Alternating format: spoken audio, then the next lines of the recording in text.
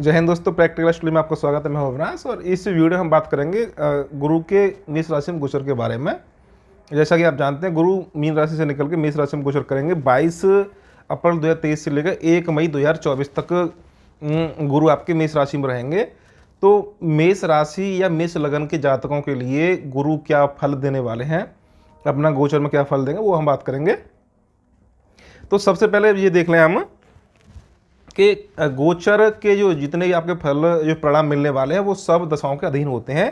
तो जो जातक या जो व्यक्ति अपनी कुंडली में गुरु के शुभ फलों का इंतजार कर रहे हैं, तो उसके लिए ये अनिवार्य है कि कुंडली में वर्तमान में दशाएं शुभ चलनी चाहिए। तो इस वीडियो में हम जो बात करेंगे वो सिर्फ मेष लगन के जातकों के लिए बात करेंगे अथवा मेष राशि के जातकों के लिए।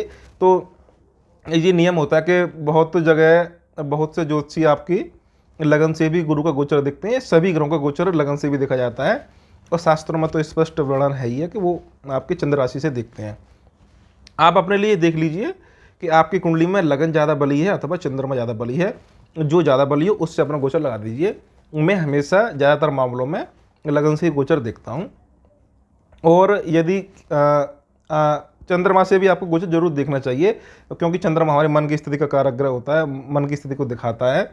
तो ग्रह शुभ रिजल्ट दें अथवा अशुभ दें, आपके मन को तो प्रभावित करेंगे। इसलिए आपको चंद्रमा से भी गोचर देखना चाहिए। यहाँ पे हम मुख्य रूप से लगन से देखेंगे और उसके साथ नियम वही लगाएंगे जो पाराशरी के नियम होते हैं। केंद्र त्रिकोण वाले राजयोग, छठे आठे 12 भाव का स्वामी क्या फल देता है, उस प्रकार से जो पाराशरी के नियम होते हैं वही हम यहाँ पे नियम लगाएंगे गोचर में भी। तो सबसे पहले ये देखना आवश्यक है कि आपकी कुंडली में गुरु की स्थिति क्या है। गुरु जैसे मेष लगन के लिए बात करें तो गुरु आपके 9वें भाव के स्वामी 12 भाव के स्वामी बन जाते हैं, तो भाग्य से बन जाते हैं। तो क्या आपके गुरु जन्म कुंडली में कोई राजयोग बना रहे हैं, केंद्र त्रिकोण में बैठ कोई शुभ राजयोग बना रहे हैं किसी प्रकार का, या कहीं उच्च होकर बैठे हैं केंद्र स्थान में या नवांश में, गुरु की स्थिति कैसी है। आपके जन्म कुंडली में जिस राशि में गुरु बैठे हैं वहाँ पे सर्वाष्टक वर्ग में कितने बिंदु थे और अपने अष्टक वर्ग में आपके गुरु कितने बिंदु लेके हुए बैठे हुए थे, किसी पापी ग्रह से कोई पीड़ित तो नहीं थे गुरु, राहु से अथवा बुध से किसी प्रकार से, क्योंकि बुध आपकी कुंडली में छठे भाव का स्वामी बन जाता है। इसलिए तो गोचर के शुभ प्रभावों के लिए आपके जन्म कुंडली में गुरु का बलवान होना बहुत जरूरी है। दूसरी बात, इसके साथ साथ ये देखेंगे कि मेष राशि में गोचर कर रहे हैं गुरु, तो गुरु को अपने अष्टक वर्ग में मेष राशि में कितने बिंदु मिले हुए हैं, कम से कम 4 बिंदु मिलने चाहिए। 4 बिंदु अथवा 4 से ऊपर बिंदु मिलेंगे तो गुरु का परिणाम जो है शुभ मिलेगा, और 4 से यदि कम रह जाते हैं तो गुरु का परिणाम अशुभ मिलेगा या अपने शुभ फल देने में सक्षम नहीं होंगे। इसके साथ मेष राशि में देख लीजिए सर्वाष्टक वर्ग में कितने बिंदु मिले हुए हैं। वहाँ पे आप सर्वाष्टक वर्ग में आपको कम से कम 28 बिंदु मिलने चाहिए या 28 से ऊपर हो, जितना ज़्यादा ऊपर होंगे उतना अच्छा होगा। मेष राशि में गुरु लगन में गोचर कर रहे हैं। लगन कुंडली का पहला भाव सबसे मुख्य भाव होता है। लगन ही है इंजन, लगन ही है सबसे मुख्य भाव। पहले भाव से ही देखते हैं व्यक्ति की मान सम्मान, पदवी और जो है जितने भी शुभ देखेंगे आपको, उसकी आयु से लेके मान सम्मान, नौकरी, पैसा जो भी है सब पहले भाव से आप मान के चलिए।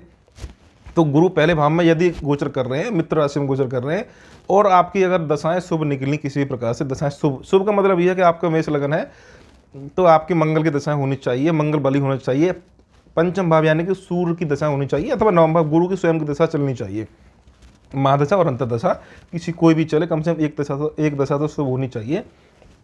तो दशा आपकी शुभ हो यानी कि मंगल की, सूर्य की अथवा गुरु की दशा चल रही हो, और दशा नाथ जिनकी दशा चल रही हैं वो अपनी कुंडली में बली होकर बैठे हो, लगन कुंडलियाँ भी, नवांश कुंडली बली होकर बैठे हो। कहने का अर्थ ये है कि दशाएं स्पष्ट संकेत दे रही हों कि हाँ कि वो शुभ फल देंगी। तो जो दशाएं दिखा रही हैं वही फल आपके गुरु देंगे गोचर में।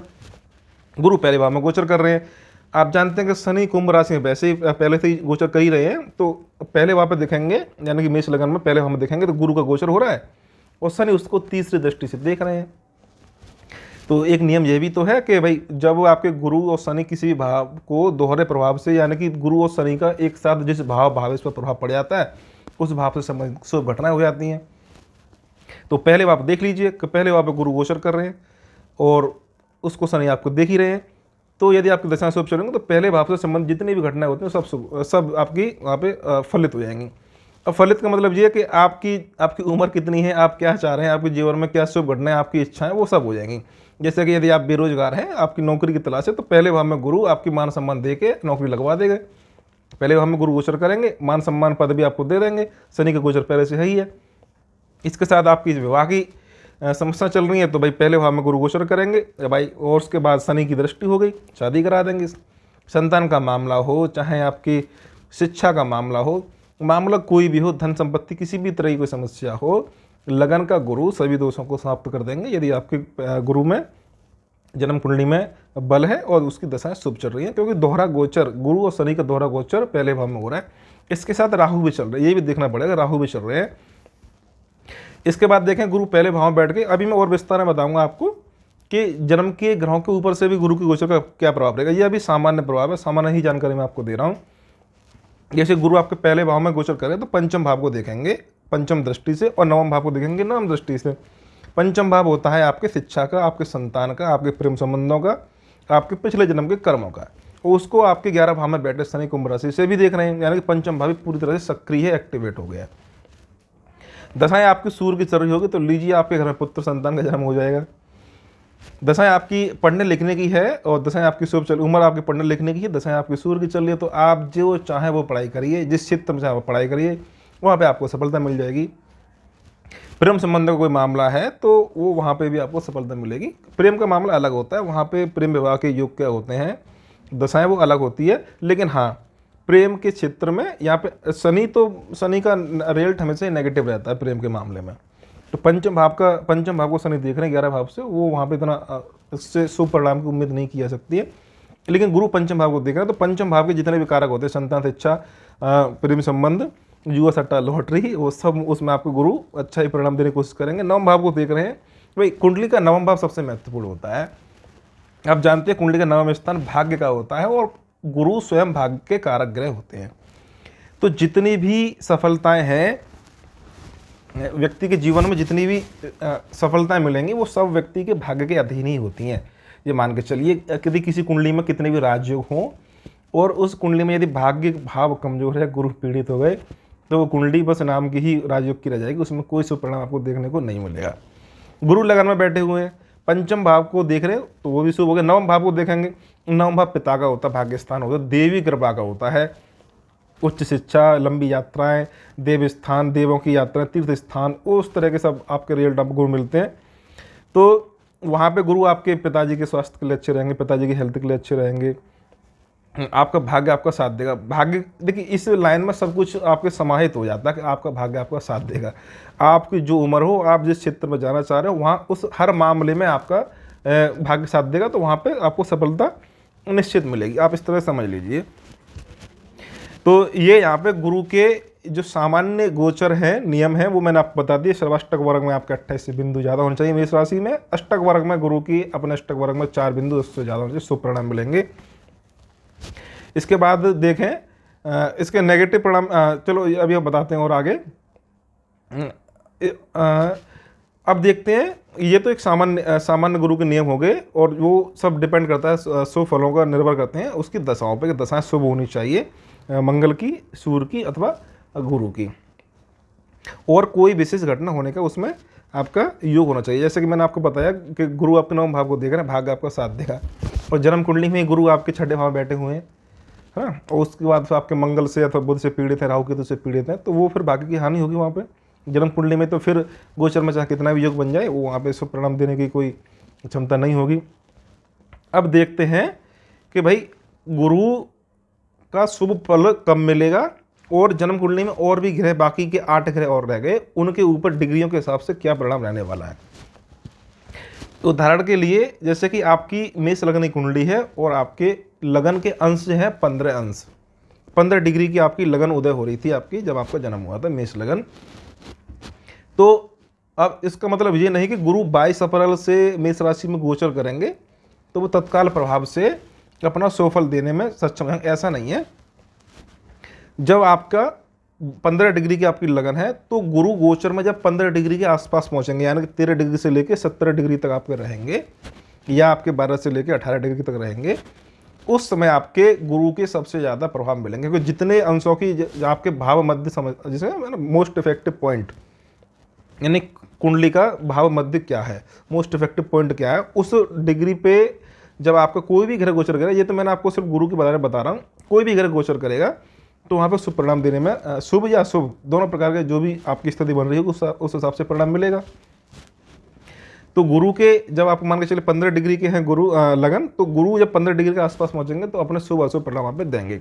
इसके साथ अब मान के चलिए, जी मैंने एक नियम बता दिया। दूसरा नियम यह है कि आपके जन्म कुंडली में गुरु कितने अंशों के होकर बैठे हैं। आपकी जन्म कुंडली में गुरु यदि 20 डिग्री के हैं तो फिर गुरु जब 20 डिग्री के आसपास जब गोचर करेंगे, और स्पेशली आपके गुरु मेष लगन की कुंडली में यदि लगन में ही बैठे हों और पंचम भाव में बैठे हों या फिर नवम भाव में बैठे हों या सप्तम भाव में बैठे हों, तो वो फिर आपकी 20 डिग्री के जब जन्म में बैठे होंगे तो गोचर में जब 20 डिग्री के जाएंगे तो शुभ फल वहाँ पे आपको मिलने वाला है। इसके साथ आपके जन्म कुंडली के जो बाकी ग्रह हैं उनके ऊपर से आपके गुरु का गोचर का क्या प्रभाव रहेगा वो भी आपको संक्षेप में बता दूं। जैसे उदाहरण के लिए मैं आपको सिर्फ पूरी कुंडली का सही विश्लेषण तो पूरी कुंडली देख के ही दिया जा सकता है, लेकिन मैं आपको उदाहरण के लिए बता दूं कि आपकी मेष लगन कुंडली बन गई और उसमें मान के चलिए पहले भाव में आपके गुरु गोचर कर ही रहे हैं और पहले भाव में आपकी जन्म कुंडली में ही चंद्रमा बैठे हुए हैं। तो चंद्रमा मन के कारक ग्रह होते हैं और मेष लगन में चौथे भाव के स्वामी बन जाते हैं। जन्म कुंडली में आपके चंद्र बैठे हुए हैं और अब गोचर में आपके मेष राशि से, और वही आपकी चंद्र राशि मेष राशि ही हो गई क्योंकि वहाँ चंद्र बैठे हुए हैं, तो वहाँ से गुरु गोचर कर रहे हैं। शनि की दृष्टि आपके चंद्रमा पे है ही है, तीसरी दृष्टि गुरु का भी प्रभाव पड़ रहा है। तो आप समझ सकते हैं चौथे भाव के स्वामी चंद्रमा पे गुरु और शनि दोनों का प्रभाव पड़ रहा है, तो चौथा भाव वहाँ पे सक्रिय हो जाएगा। हालांकि चंद्रमा मन का कारक ग्रह है और चंद्रमा के ऊपर से कोई भी ग्रह जब गोचर करे, विशेषकर शनि, राहु और गुरु, ये ज़्यादातर मामलों में मानसिक शांति को भंग कर देते हैं, मानसिक तनाव, चिंता तनाव देते हैं और कई मामलों में दुखदायी वहाँ पे साबित होते हैं। लेकिन चौथा भाव का स्वामी है तो चौथे भाव को एक्टिव कर देंगे, तो चौथे भाव की जो शुभ घटनाएं हैं, जैसे आप कोई गाड़ी खरीदना चाहते हैं, कोई वाहन खरीदना चाहते हैं, प्रॉपर्टी खरीदना चाहते हैं, मकान बनाना चाहते हैं, उस सब मामले में आपको चौथा भाव सक्रिय हो जाएगा और वहाँ पर अच्छा परिणाम मिल जाएगा। लेकिन ये वाला परिणाम जो मैंने आपको बता दिया वो उसके लिए संभावना तब है जब आपकी दशाएं शुभ होनी चाहिए। ये एक मैंने सिर्फ उदाहरण आपको समझाया। इसी प्रकार से आप समझ सकते हैं कि आपका जो सूर्य है या तो पंचम भाव में बैठे जन्म कुंडली में, आपके सूर्य पंचम भाव में बैठे हो, नवम भाव में बैठे हो या लगन में बैठे हो, तो वहाँ पे आपके गुरु सूर्य के ऊपर से भी गोचर करेंगे अथवा सूर्य को गोचर में देखेंगे। जैसे कि आपके सूर्य जन्म कुंडली में पंचम भाव का स्वामी बन के लगन में बैठे हुए हैं, वहाँ पर सूर्य गोचर करेंगे और उस सूर्य को आपके शनि भी देख रहे हैं, तो पंचम भाव सक्रिय हो गया और गोचर में आपके गुरु की और शनि की यहाँ पर दृष्टि भी है, तो पंचम पूरी सक्रिय हो जाएगा पूरी तरह से। जो संतान के जन्म के समय की यहाँ पर स्थिति बन जाएगी, संतान के जन्म की शिक्षा के क्षेत्र में सही प्रकार से आपको वहाँ पे सहयोग प्रदान करेंगे गुरु। इसी प्रकार से गुरु पंचम में बैठे हों अथवा नवम भाव में बैठे हों, तो वहाँ पे गुरु की दृष्टि जन्म के सूर्य पे और पड़ेगी वहाँ पे, और पंचम भाव पे अथवा नवम भाव पे तो गुरु की दृष्टि है ही है। तो इस प्रकार से आप समझ सकते हैं। नेगेटिव रिजल्ट की आप देखें तो ऐसे समझ सकते हैं कि जैसे कि गुरु आपका गुरु के जन्म कुंडली में आपके बुध लगन में बैठे हों, बुध छठे भाव को स्वामी बनते हैं और आपके लगन में बैठे हों, और वहाँ पे फिर आपके गुरु गोचर करेंगे तो वो छठे भाव को सक्रिय वहाँ पे कर देंगे, तो वहाँ पे रिजल्ट आपको छठे भाव के मिल जाएंगे। और दशाएं आपके बुध की चल रही होंगी अथवा मंगल की दशा चल रही हो और मंगल आपके 12वें स्थान में, तीसरे भाव में, छठे भाव में बैठे हों, तो फिर वो आपको वहाँ पे छठे भाव के रिजल्ट मिलेंगे, यानी कि बीमारी, चोट, दुर्घटना, शत्रु बाधा, इस तरह से आप समझ सकते हैं। ज़्यादातर मामलों में ये गुरु के गुरु का गोचर है मेष राशि में, ये शुभ फल देगा उन लोगों के लिए जिनकी दशाएं शुभ चल रही हों, कुंडली में आपके गुरु शुभ बन के शुभ बली हों और अष्टक वर्ग में 4 बिंदु मिले हों, सर्वाष्टक वर्ग में 28 बिंदु मिले हों। तो ये संक्षेप में बताया है। अंत में जाके फिर आपको बता दूं, लगन में आपके गुरु का गोचर भाग्य मेष लगन के लिए या मेष राशि के लिए नवम स्थान भाग्य स्थान के स्वामी बनते हैं। लगन में गोचर पंचम भाव, सप्तम भाव और नवम भाव को देखेगा। संतान, विवाह और भाग्य, नौकरी सभी प्रकार से वो आपके लिए लाभदायक सिद्ध होने वाले हैं। तो गुरु के गोचर के बारे में ये सामान्य जानकारी आपको दी गई है। तो वीडियो आपको अच्छी लगी तो वीडियो को शेयर कीजिए, चैनल को सब्सक्राइब भी कर लीजिए। आगे वृष से लेकर आपके मीन तक की भी सभी ग्रहों के गोचर की यहाँ पे आपको जानकारी यहाँ पे दी जाएगी। तो आप आज की वीडियो में इतना ही, धन्यवाद।